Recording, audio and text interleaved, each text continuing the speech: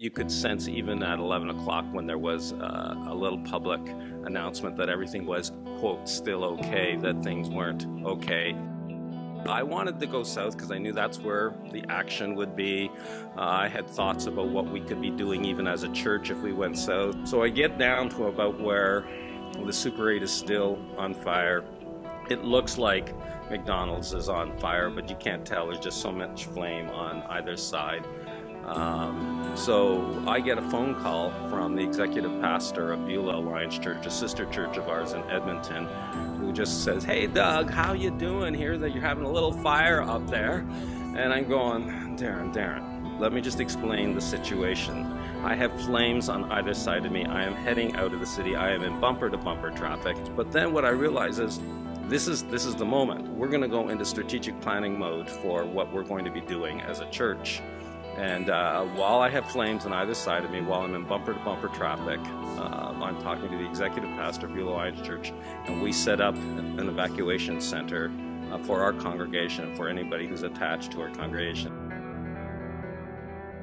You wouldn't wish fire on anybody. I mean, it's just a devastating thing, but it has, in terms of allowing us to reach and care for more and more people. It has opened doors. Before the fire, we were running around 250.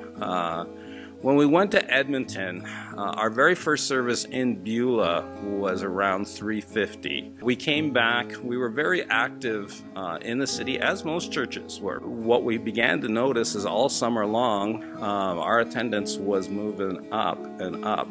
And we're now a typical Sunday can 350 up to 400 people. Easter Sunday was 560. And the majority of people who are attending our church here by now are all new since the fire.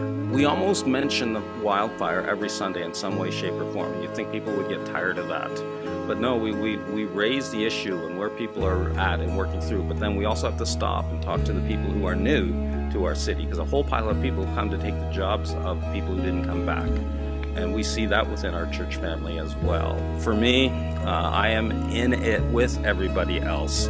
I would be one who admit that there are triggers for me as well.